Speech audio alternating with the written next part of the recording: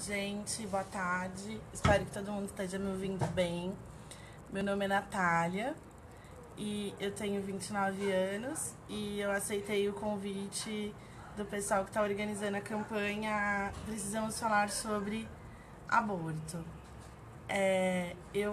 A minha contribuição, acho, e reflexão para esse tema, acho que é no lugar de quem já fez a escolha de um dia não dar continuidade a uma gravidez e quem já fez a escolha de dar continuidade a uma gravidez. Outro dia eu tava pensando muito sobre isso. Eu tava olhando a minha barriga e eu sou mãe. Depois que eu tive um filho, a minha barriga ficou cheia de estria, aquele negócio que a gente chama de buchinho quebrado. E aí eu fiquei pensando sobre o quanto que isso faz parte da marca da minha trajetória, né? Essas marcas do meu corpo são marcas da minha trajetória. E aí eu fiquei pensando das marcas invisíveis que não aparecem na nossa pele, mas estão dentro do nosso corpo e nos perturbam psicologicamente, nas nossas emoções e nas nossas reações com o mundo. Então, antes de eu virar mãe, eu já fiz lá atrás uma decisão de um dia não dar continuidade a uma gravidez.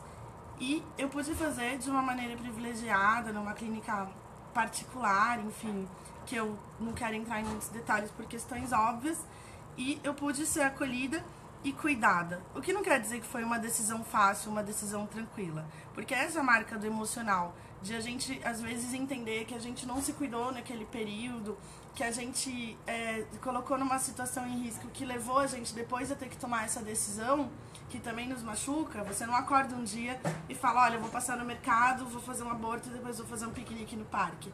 É um dilema pra gente, principalmente porque a gente vive na sociedade da culpa, a gente vive na sociedade cristã, não é uma situação na qual a gente se sente confortável. Sem dizer que a gente se sente totalmente vulnerável por a gente fazer dentro de uma esfera da ilegalidade, porque a gente não tem um amparo disso dentro da saúde pública, depois isso não é entendido como uma necessidade de amparo, além da gente ter que lidar com o julgamento.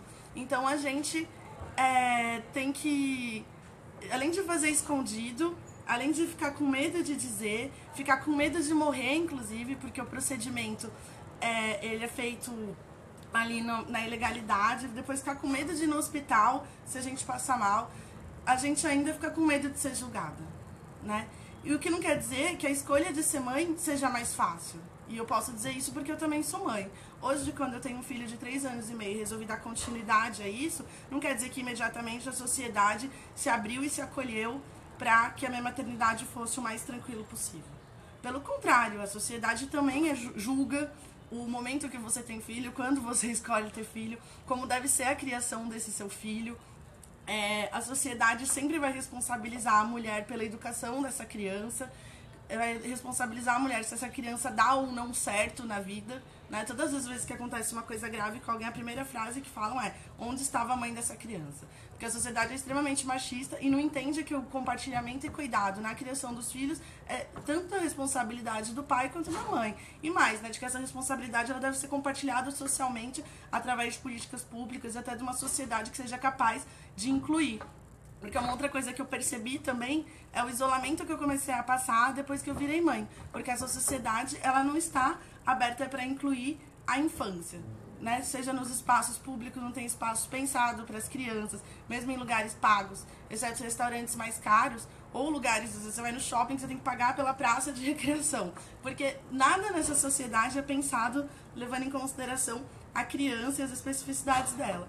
Então, são escolha tão dolorida quanto não dar continuidade a uma gravidez, quando dar continuidade, é a gente entender que são marcas que a gente vai levar pra frente, pra sempre. A diferença é que quando a gente faz a interrupção de uma gravidez, essa marca ela fica dentro da gente e a gente vai escolher ou não quando a gente quer compartilhar e de como a gente vai, inclusive, superar a desigualdade, enfim, né, os conflitos que isso nos traz, e de que quando a gente escolhe dar continuidade a essa gravidez, a gente também tem que lidar com essa responsabilidade para sempre sobre nossas escolhas. Agora, o que eu acho central nisso é que a mulher escolhendo ter ou a mulher escolhendo não ter, ela sempre está no lugar de ser julgada. A sociedade sempre acha razoável que a mulher é razoável julgar a mulher pelas suas escolhas, seja em ter essa criança ou seja em não ter essa criança. A sociedade nunca está apta a acolher essa mulher, seja quando ela tem esse filho, seja quando ela não tem esse filho. Então, pra mim, o que fica de experiência é que eu gostaria que todas as mulheres pudessem escolher em suas vidas o momento de ter essa criança dentro da melhor condição ali possível de amparo, quanto de não ter também e poder ter a segurança de ser acolhida e não ser julgada. Porque o fato do aborto ser ilegal não é só que as pessoas não são acolhidas, porque esperar acolhimento dessa sociedade já é pensar quase em uma utopia, mas é de que as pessoas têm um direito de viver. Eu conheço pessoas que, por exemplo, uma amiga minha que inclusive faleceu, um dia a gente estava tomando cerveja e aí ela falou, eu tô indo embora, amanhã a gente se vê, e ela nunca mais apareceu. E aí a gente descobriu que ela foi fazer um aborto, ela não sabia que ela estava grávida de uma gravidez que era não uterina, que era aquela que fica nas trompas, e ela tomou o medicamento e ela teve uma hemorragia e ela morreu em decorrência dessa hemorragia. Por exemplo, ela inclusive teria o direito de abortar se ela tivesse feito um ultrassom, visto que essa gravidez era não uterina, e aí ela poderia ter abortado dentro de um espaço ali do SUS. Mas o medo de não poder compartilhar sobre essa decisão fez com que ela tomasse essa medicação e hoje ela não está mais entre a gente. Pra gente entender o quão é grave a clandestinidade. Mesmo em uma situação legal que ela poderia abortar, como ela não sabia, ela tomou um medicamento e morreu. E isso faz com que várias mulheres morram, faz com que várias mulheres sejam maltratadas. Eu já acompanhei outras amigas minhas em processo de abortamento dentro do hospital. Elas são as últimas a serem atendidas.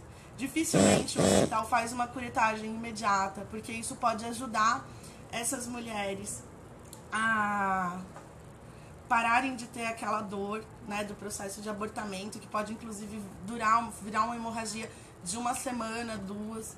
Os hospitais deixam por último, eles não fazem a curetagem, que é um procedimento simples, que pode aliviar o sofrimento daquela mulher. Muitas vezes o hospital manda essa mulher ficar indo e voltando. Então, a gente não está falando só sobre a minha realidade, que foi de fato mais privilegiada. A gente está falando de várias vidas que hoje não estão aqui para poder fazer esse depoimento em vídeo e dizer que é mais que necessário que essa pauta entre na agenda. E aí, eu acho que é sempre importante a gente lembrar qual que é a cor dessas mulheres que hoje têm menos acesso e condição econômica de fazer um aborto em uma clínica classe média, né? Essas mulheres são as mulheres negras, que hoje são a parcela da população mais pobre desse país. E muitas vezes o perfil dessas mulheres, quando a gente acha que é um bando de adolescente irresponsável, o perfil dessas mulheres não é. Geralmente essas mulheres já têm um filho e elas sabem inclusive qual que é o peso da decisão de ter um filho, por isso que outras elas optam em não ter outro filho. A gente sabe que várias dessas mulheres inclusive eram católicas e algumas se declaravam cristãs, então, enfim, e casadas. Então, é também desconstruir um pouco o lugar do que a gente acha que é a menina que aborta, porque muitas vezes o que eu ouço as pessoas dizerem é que se a gente legalizar o aborto, no dia seguinte a gente vai ter uma fila de adolescentes irresponsáveis transando para depois abortar.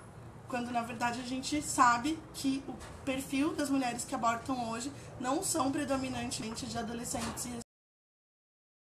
irresponsáveis. Então, é que a gente precisa legalizar o direito dessas mulheres viverem e de como elas querem viver.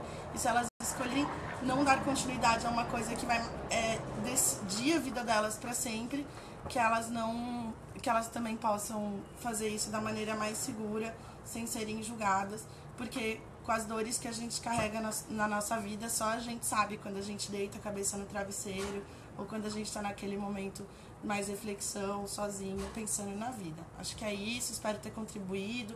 Eu sei que eu não trouxe muitos dados, estudos e etc, mas era o que eu conseguia dizer um pouco hoje, talvez compartilhando a minha experiência e o que eu consegui refletir aí sobre essas duas escolhas, um dia não ter e um dia ter. Valeu, boa sorte, a virada tá linda, tá ótima.